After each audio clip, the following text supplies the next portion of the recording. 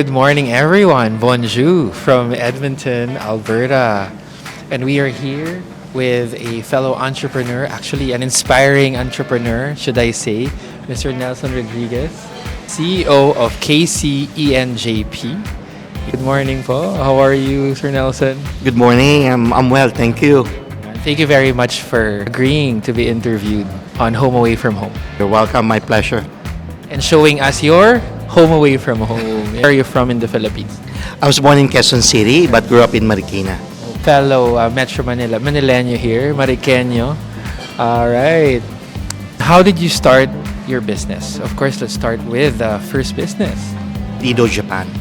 Opened up our first restaurant in Westmount Mall, and from there, you know what, we saw the opportunity. Just kept going. Why did you choose a restaurant, a Japanese restaurant? It's very unique, very different. There's two things kasi when you're starting a restaurant, okay? If you want to be in the food service industry. Two things that are very, very critical. Your food costs and your labor costs. Pinag-aralan ko lahat yan.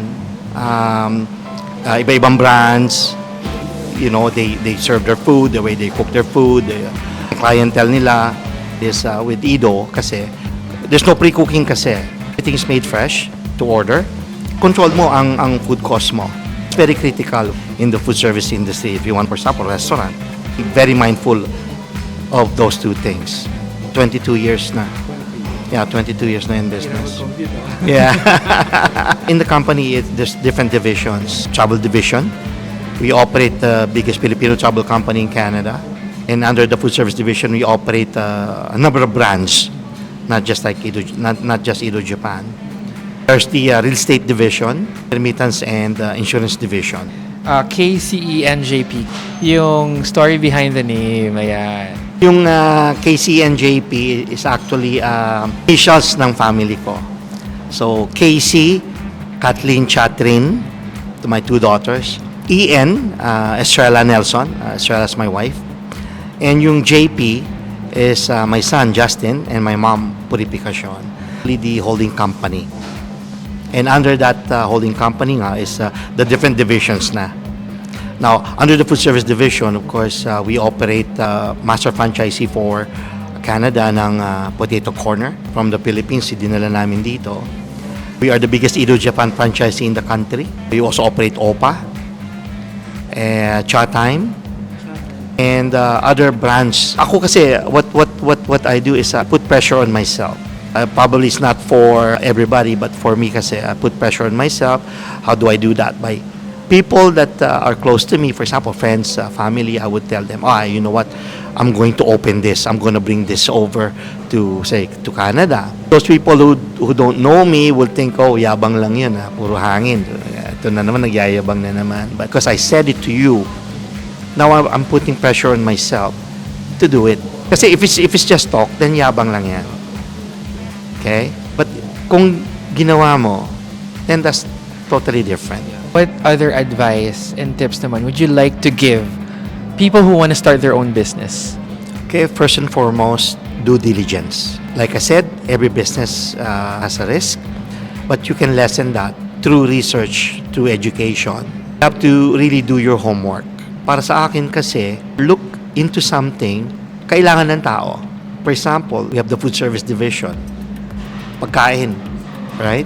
People have to eat minimum 3 times a day. We're in real estate. People need housing. People need a place to live. One good thing is to invest in real estate. For example, like, condo, mag-start kayo sa something small na mapaparentahan ninyo. Travel division. Mga tao, after a hard year working, gusto magbakasyon. Something na kailangan ng tao. Something talaga na ginagamit.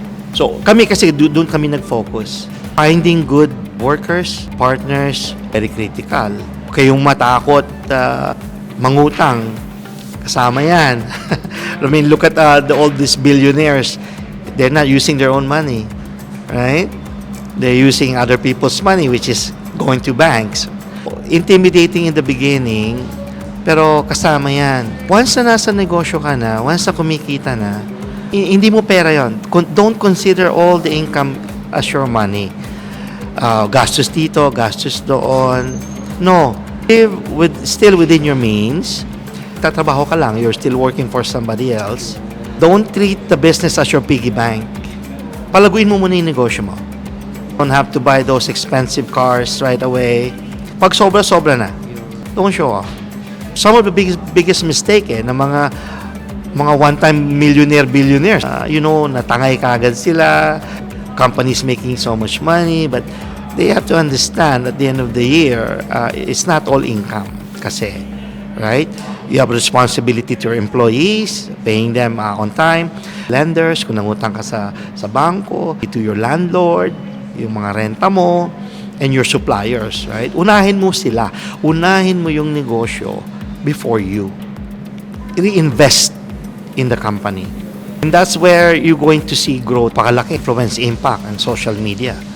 You really have to be on your toes. One complaint can ruin you. One big mistake can affect you. You make a mistake, learn from that mistake. Failure should not be a hindrance or something to stop you from pursuing your dream. You have to adapt to what's happening in your business. Kung negative na masyado ang pag-iisip mo, yan ang attitude nyo, then business is not for you. It's not for the faint of heart talaga ang magnegosyo. Not all business are fortunate enough na maging successful day one.